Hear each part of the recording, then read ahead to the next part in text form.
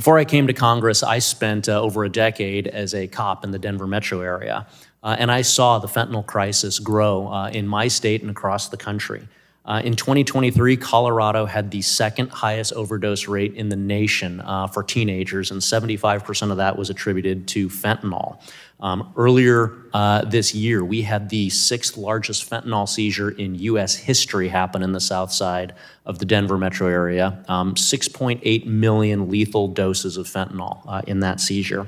And we know a lot of this stuff is trafficked to our kids through things like social media. So to counter this threat, one of the bills that I'm carrying is the No Fentanyl on Social Media Act, which seeks to address this problem by assessing the full scope of how social media is used to be able to traffic fentanyl to our kids. Can you discuss the role of social media in trafficking drugs and how this piece of legislation can help to resolve that issue? Yes, thank you for your legislation. We enthusiastically support it and we need it. Children are acquiring drugs over social media. The accessibility is astonishing. This is not the situation that we had pre-social media in terms of the accessibility. They are able to get on, quickly connect with a drug dealer, sometimes one that they don't know. There is solicitation happening with regularity to teens. They're able to conduct a drug transaction and then have drugs delivered to their door like a pizza. This is the tragic story of what happened to 16-year-old Sammy Chapman as well. I will note this is also happening cross-platform, which is a safety concern, where drug dealers can advertise on one platform, conduct a conversation and transaction on another, and then receive payment on yet another. That is a very severe problem. So we need your bill to understand the full facet of how this is happening, the features that are enabling it to happen as well, and go undetected. Online games with the chat feature. I mean, again, I saw it during the course of my career. This is for what we just discussed is situations where somebody's potentially looking to go buy drugs. That's their intent. Can you talk a little bit about storefront apps where maybe somebody's not actually looking to go buy drugs, they just bought a painkiller that they thought was legitimate, but it ends up being counterfeit, and so then when they consume what they thought was a legitimate product, they end up dying of an overdose because it was an illicit or fraudulent pill.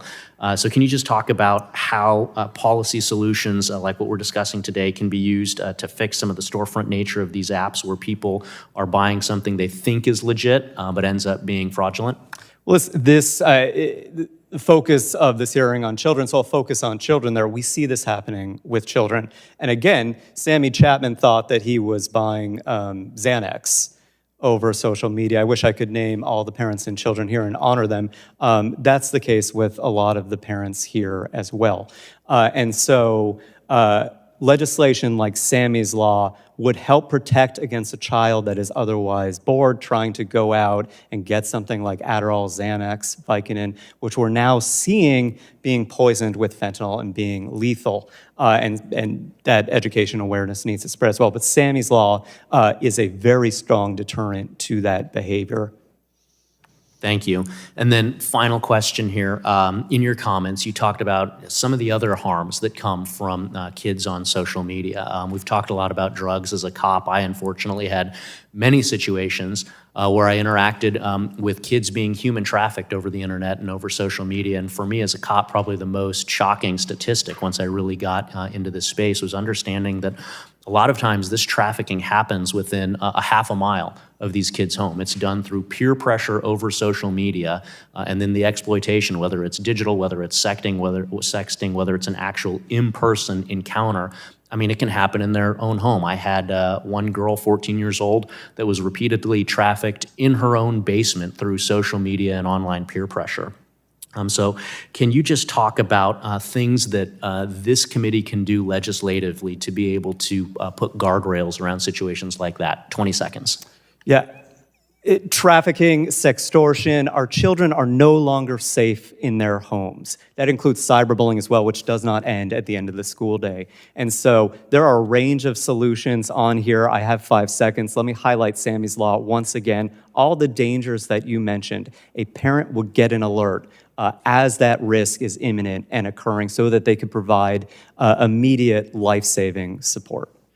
Loop in the parents sounds good. Yield back.